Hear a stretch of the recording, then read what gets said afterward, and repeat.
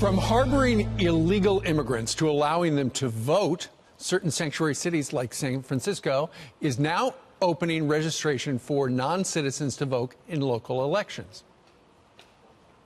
We are in the midst of a difficult national political context for immigrant communities, but in San Francisco, we are modeling what we know it is right. But is it right? Here to discuss, Executive Director of the Conservative Hispanic Society and host of the Chris Salcido radio show. Chris Salcido joins us today from Dallas. Okay, so Chris, the way it works is if you are over 18 years old and you have a child in the schools under 19 and you're in the country illegally, you'll be able to vote in these local elections in San Francisco. What do you think about this idea? Well, what could go wrong, right? I mean, foreign nationals voting in elections. When I first heard about this story, Steve, a couple of things popped into my mind. First, the Democrats just came up with their brand new slogan, well, their third brand new slogan for the 2018 election. What, for the people? Well, now we know who the people are, foreign nationals. The Democrats have been feigning outrage about interference in our elections for the past two and a half years.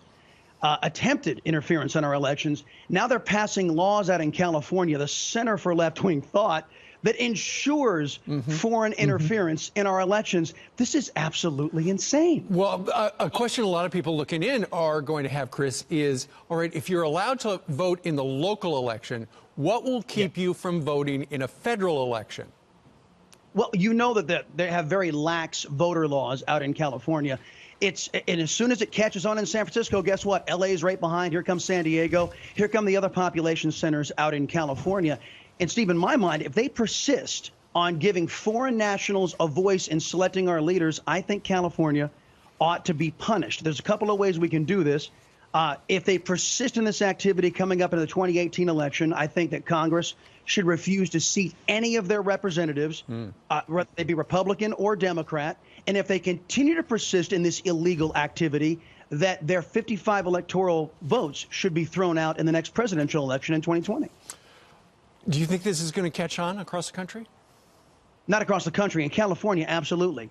As long as they're allowed to get away with it, left-wing extremism lives out that way. Again, it's San Francisco, which is becoming known being the human feces capital of America, along with hypodermic needles strewn everywhere. Liberal policies don't work.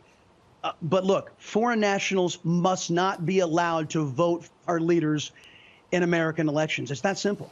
Well, right now they're going to try it in the local elections only. Let's see where it goes from here. Chris, thank you very much. Have a nice weekend down in Dallas.